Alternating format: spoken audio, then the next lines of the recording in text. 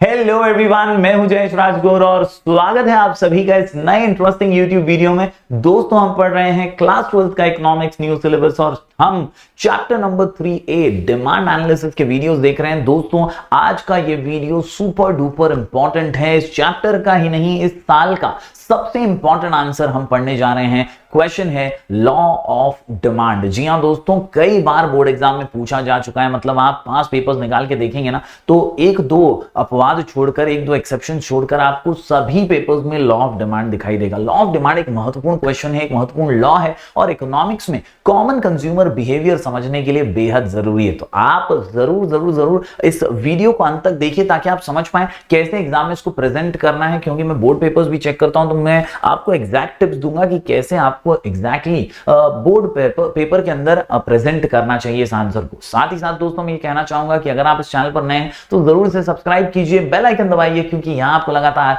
ऐसे ही informative videos मिलते रहेंगे। साथ ही साथ आप प्लेलिस्ट सेक्शन में जरूर जाइए, वहां आपको चैप्टर वाइज वीडियोस की प्लेलिस्ट मिल जाएगी और वहां से आप अपनी पढ़ाई जारी रख सकते हैं। टेलीग्राम चैनल को ज्वाइन करना ना भूलिए, नाम है स्काई एजुकेशन ऑफिशियल। यहां पर ढेर सारे रिसोर्सेज आपका इंतजार कर रहे हैं। तो चलिए आज की इस वीडियो को शुरू करते हैं।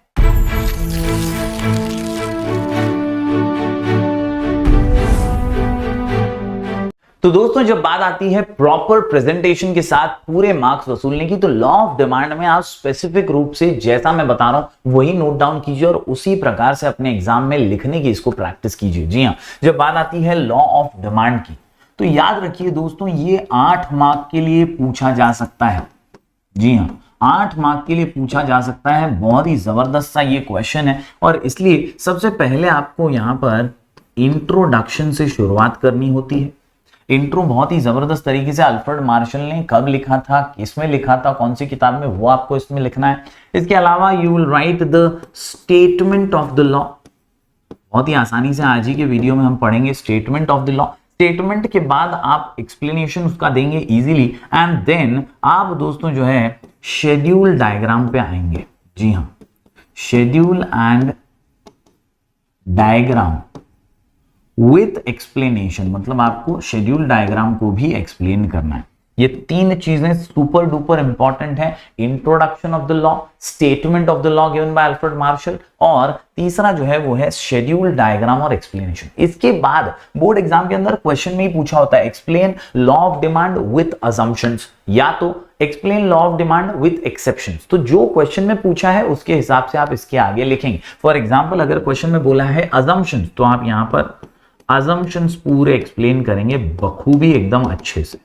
सारे पॉइंट्स आपको यहां पर एक्सप्लेन करने हैं। ओके, अगर assumptions नहीं पूछा है तो हो सकता है एग्जाम के अंदर लॉ ऑफ डिमांड के साथ एक्सेप्शन पूछा हो, तो आप एक्सेप्शंस लिखेंगे। समझ रहे हैं? तो दोनों में से कोई भी एक आ सकता है, पढ़ना तो दोनों पड़ेगा। ये एक स्ट्रक्चर है, ये एक फॉर्मेट है जो आपको लॉ ऑफ डिमांड में फॉलो करना है। पहले इंट्रोडक्शन, फिर आएगा स्टेटमेंट, स्टेटमेंट के बाद schedule diagram, explanation and then assumption या तो एक्सेप्शन। चलिए आज के इस वीडियो में सभी चीजें बारीकी से समझते हैं और लॉ ऑफ डिमांड को एकदम डिटेल में दिमाग में फिट कर लेते हैं। तो दोस्तों, इंट्रोडक्शन की बात करें तो इंट्रोडक्शन बड़ा ही सिंपल और सरल सा है। जी हां दोस्तों, इंट्रोडक्शन में कहा गया है कि law of demand was introduced by professor Alfred martial. तो ये नाम आपको भूलना नहीं है, ये नाम तो याद ही रखना है आपको। जितने भी अपने बुक के अंदर लॉ हैं 12th स्टैंडर्ड के अंदर, ये तीनों ही लॉज हो, फिर लॉ ऑफ डीएमयू हो, इसके अलावा डिमांड या सप्लाई, ये सभी लॉज अल्फ्रेड मार्शल के दिए हुए। अनुमान इंट्रोडक्शन सिमिलर सा ही साउंड करेगा, आपने डीएमयू में भी ये पढ़ा है। तो याद रखिए, this law was introduced by professor Alfred martial. कहां? तो भैया याद रखिए, इन his book principles of economics. अपनी किताब प्रिंसिपल्स ऑफ इकोनॉमिक्स में उन्होंने ये लॉ एक्सप्लेन किया था। कब आई थी ये किताब? तो it was published in 1890। It was published in 1890। 3 चीजें आपको याद रखनी है। Alfred Marshall, principles of economics, 1890। Alfred Marshall, principles of economics, 1890। Alfred Marshall, principles of economics, 1890। ये 3 चीजें याद हो गई। The law explains the functional relationship between price and quantity demand. बहुत ही सिंपल और इंपॉर्टेंट लाइन। ये लाइन कहती है कि लॉ करता क्या है, एक्सप्लेन। तो याद रखिए, this law explains functional relationship, this law explains functional relationship, this law explains functional relationship, यानी दोनों एक दूसरे पे निर्भर है, कहीं ना कहीं प्राइस चेंज होता है तो डिमांड पे असर पड़ता है, they are functioning with each other. और यहां पर याद रखिए functional relationship between price and quantity demand, ये लॉ हमें एक्सप्लेन करता है कि कैसे प्राइस की वजह से डिमांड पर असर पड़ता है। तो उम्मीद करता हूं इंट्रोडक्शन आसान से आप समझ पाए होंगे। इंट्रोडक्शन में क्या लिखने का, तो याद रखने का, this law was first introduced by professor Alfred Marshall in his book principles of economics published in 1890। This law explains that there is a functional relationship between price and quantity demanded. बढ़ते हैं दोस्तों आगे, उम्मीद करता हूं आपको introduction समझ आ गया होगा। बात करें आगे, तो इंट्रोडक्शन के बाद अब हम बढ़ते हैं स्टेटमेंट की ओर। ये बहुत ही इंपॉर्टेंट होता है, हर पेपर चेक करने वाला ये उम्मीद करता है कि यार बोर्ड एग्जाम में स्टेटमेंट जो है ना वो एकदम तगड़ा, एकदम अच्छे से लिखा जाए। और मेरा मंत्र इसके लिए काफी सिंपल सा है, काफी आसान सा है। HSLL HSLL HSLL HSLL। जी हाँ दोस्तों, बड़ा ही सिंपल सा मंत्र HSLL HSLL। याद रखिए, higher smaller lower larger, higher smaller lower larger, higher smaller lower larger. बहुत ही आसानी से ये स्टेटमेंट आप याद कर लेंगे। हायर स्मॉलर लोअर लार्जर, याद रखिए higher price smaller demand, lower price larger demand. जी हाँ दोस्तों, याद आ रहा है कि नहीं? हमने एक प्यारा सा मंत्र याद किया था, प्राइस ऊपर डिमांड नीचे, प्राइस नीचे डिमांड ऊपर। बस वही मंत्र यहां पर दोहराया जा रहा है, नाम बदल गया है, काम वही है। Higher smaller lower larger, higher smaller lower larger, higher smaller lower larger. Law हमें एक्सप्लेन कर रहा है कि जब हायर प्राइस है ना तो स्मॉलर डिमांड है, और जब लोअर प्राइस है ना तो लार्जर डिमांड है। बस यही बात समझाने के लिए अल्फ्रेड मार्शल कहते हैं कि यार अदर थिंग्स रिमेनिंग कांस्टेंट या equal, higher the price of a commodity, smaller is the quantity demanded. Higher price, smaller demand. Higher price, smaller demand. एकदम सिंपल। और उसी तरह से and lower the price of a commodity, larger is the quantity demand। तो बहुत ही easy सा definition आपके सामने। स्टेटमेंट आप कैसे लिखेंगे? यस, स्टेटमेंट आप कैसे लिखेंगे? तो स्टेटमेंट बहुत ही इजी सा आपके सामने है। याद रखिए, higher smaller lower larger, HSLL HSLL HSLL, higher price smaller demand, lower price larger demand, higher price smaller demand, lower price larger demand. जी हाँ दोस्तों, according to professor Alfred Marshall, other things being equal, higher the price of the commodity, smaller is the quantity demanded, and lower the price of the commodity, larger is the quantity demanded. उम्मीद करता हूं दोस्तों introduction और statement आप समझ पाए होंगे। एक बार पूरा रिकैप मारता हूं, जरा ध्यान देना एकदम अच्छे से। इंट्रोडक्शन में हमने क्या पढ़ा?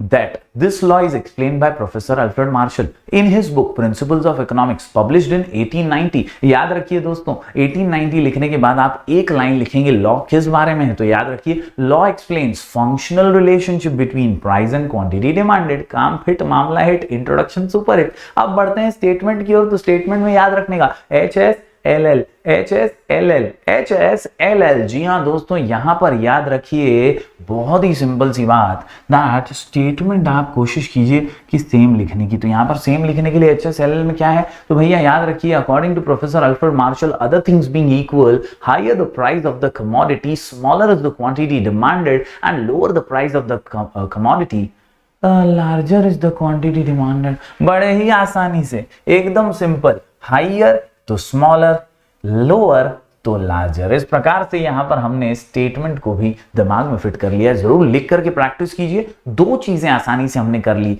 Introduction and the statement of the law. चलिए अब बढ़ते हैं शेड्यूल डायग्राम और एक्सप्लेनेशन की ओर। तो दोस्तों ये है हमारा डिमांड का स्केड्यूल। लॉ ऑफ डिमांड में आपको ये टेबल जरूर बनाना है, बड़ा ही सिंपल है। मैं आपको एकदम सिंपल वे में इसको समझा देता हूं। याद रखिए हमारा मंत्र, प्राइस ऊपर तो डिमांड नीचे, और प्राइस नीचे तो डिमांड ऊपर। बस यही मंत्र पे ये टेबल भी आधारित है। आप देखिए एक कॉलम है यहाँ पर प्राइस का और एक है यहाँ पर क्वांटिटी डिमांडेड का आप देख सकते हैं price of commodity x in rupees है और quantity demanded of x in KGs दिया हुआ है। एक भाव से शुरुआत होती है, 50 रुपए भाव है। कितना भाव है? 50 रुपीज इज द प्राइस। अब 50 रुपीज पे डिमांड कितना है? 1 किलो 50 रुपया, 1 किलो 50 रुपया, 1 किलो 50 रुपया, 1 किलो। जैसे जैसे आप देख रहे हैं यहां पर कि भाई भाव जो है वो कम हो रहा है, 50 से 40, 40 से 30, 30 से 20 और 20 से 10, तो वैसे वैसे आप देखेंगे कि यार ये डिमांड जो है वो बढ़ता जा रहा है। 1 से 2, 2 से 3, 3 से 4, 4 से 5। आपको नजर आएगा कि जैसे जैसे भाव कम होता है डिमांड बढ़ती है। और इसीलिए तो मैंने कहा HSLL,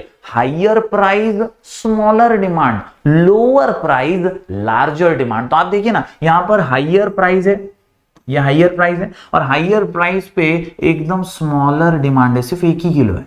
और जब प्राइस एकदम लोअर है, 10 रुपया प्राइस है, तो यहां पर सबसे ज्यादा डिमांड है, लार्जर डिमांड है। तो यही है मंत्र हमारा, बहुत ही सिंपल सा टेबल भी है दोस्तों। आपको ऐसा नहीं है कि आपको एज इट इज यहां पर बाय हार्ट कर लेना है, जो टेबल में लिखा है वही बाय हार्ट करना है, ऐसा नहीं है। आप अपना टेबल खुद से भी बना सकते हैं, सिर्फ आपको मंत्र फॉलो करना है। प्राइस ऊपर डिमांड नीचे, प्राइस नीचे डिमांड ऊपर, दोनों का रिश्ता क्या कहलाता है वो एक्सप्लेनेशन में दिया हुआ है, जरा ध्यान दीजिएगा। जी हाँ, एक्सप्लेनेशन क्या कहता है एकदम बारीकी से मैं आपको समझा देता हूं।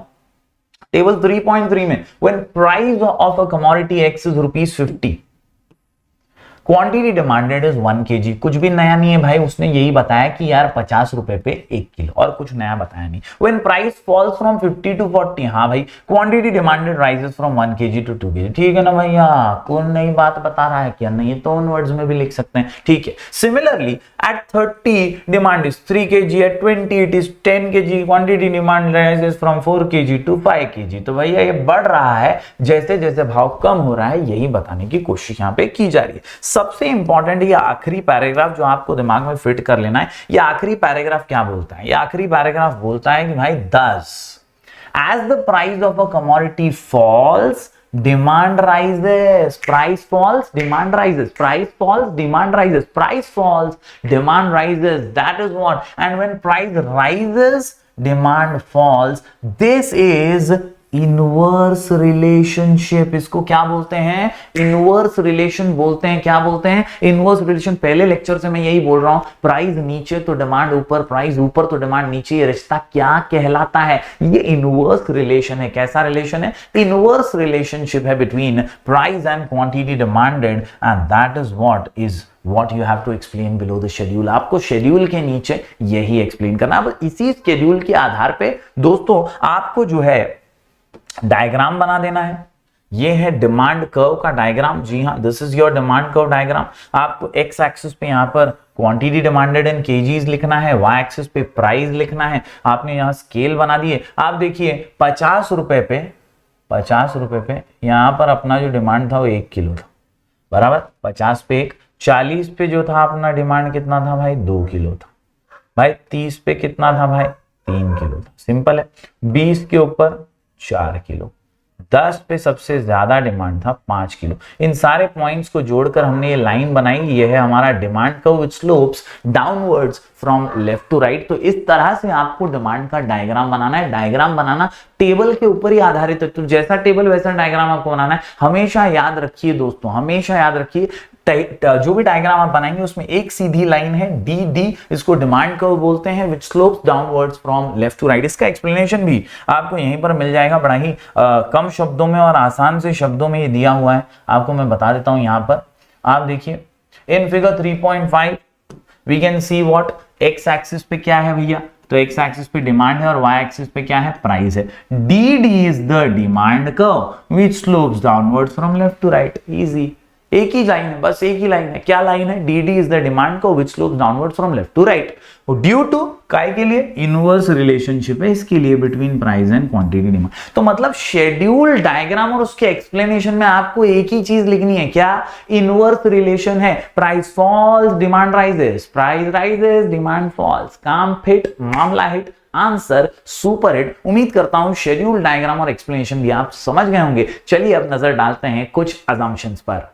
तो दोस्तों जब बात अजम्पशंस की आती है तो याद रखिए अजम्पशंस के पॉइंट एकदम जाने पहचाने, एकदम सोचे समझे हुए हैं, आपने ऑलरेडी पढ़े हुए हैं। दोस्तों हमने एक आंसर पढ़ा था इसी चैप्टर में जिसका नाम था डिटर्मिनेंट्स ऑफ डिमांड, यानी फैक्टर्स अफेक्टिंग डिमांड। हमने पिंस ईट लॉट के माध्यम से वो आंसर पढ़ा था। अगर आपने वो वीडियो नहीं देखा है तो जरूर आई बटन पे लिंक है, आप जरूर वो वीडियो देखिएगा, उससे आपको पता चलेगा ये वो फैक्टर्स हैं जो डिमांड पे असर डालते हैं। इधर है ना अजम्पशंस में सेम टू सेम सब वही है, मतलब एक बाम तीन काम झंडू बाम, सब पॉइंट सेम ही आपको नजर आएंगे। सिर्फ एक इंपॉर्टेंट फर्क जो आपको करना है वो ये कि दीज आर अजम्पशंस। अजम्पशंस का मतलब क्या होता है? अजम्पशंस का मतलब होता है कुछ धारणाएं, कुछ चीजें जो अल्फ्रेड मार्शल सोच के बैठा है, कुछ चीजें जो अल्फ्रेड मार्शल ने ठान ली हैं और उसके हिसाब से ही वो लॉ चलने वाला है। ये जो HSLL हमने पढ़ा है ना, ये तभी ही ट्रू होगा, तभी ही फेयर होगा, तभी ही एक्सपीरियंस किया जाएगा जब ये assumptions फॉलो होंगे, वरना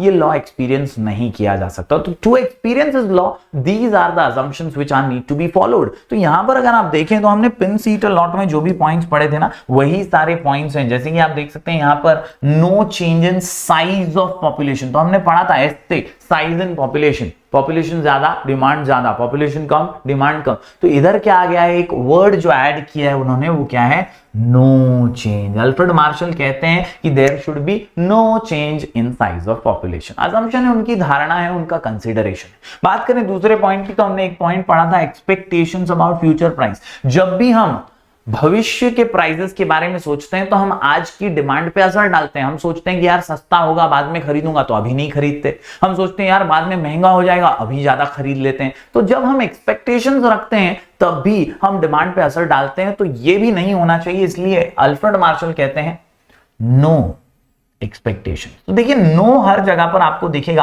बाकी पॉइंट्स तो वही हैं जो हम ऑलरेडी पढ़ चुके हैं पिंस ईट लॉट में। आपको बस पॉइंट के आगे लिख देना है no change, no change, no change, constant, constant, constant, no change, no change, no change, constant, constant, constant. मतलब पॉइंट वही है पिंस ईट लॉट वाले, वही डिटरमिनेंट्स हैं, बस उसके आगे आपको क्या लिखना है? नो चेंज लिखना है, कांस्टेंट लिखना है। यस, जैसे टेस्ट हैबिट फैशन, ये हमने पढ़ा था पिंस ईट लॉट में टी से। तो यहां पर टेस्ट हैबिट और प्रेफरेंसेस की वजह से डिमांड पे असर पड़ता है, तो अल्फ्रेड मार्शल बोलता है इनोचॉल्बे no change, no change in taste habits and preference so that demand means as it is. इसके अलावा टैक्सेशन पॉलिसी हमने पढ़ा था, लेवल ऑफ टैक्सेशन, ये भी डिमांड पे असर डालता है। तो भैया टैक्सेशन पॉलिसी को भी अल्फ्रेड मार्शल कहता है नो चेंज। सिंपल है। आखिर में लेवल ऑफ इनकम हमने पढ़ा था, आई से इनकम, इनकम ज्यादा डिमांड ज्यादा, इनकम कम डिमांड कम, इनकम ज्यादा डिमांड ज्यादा, इनकम कम डिमांड कम। अल्फ्रेड मार्शल कहता है इनोचॉल्बे, और इसीलिए वो कहता है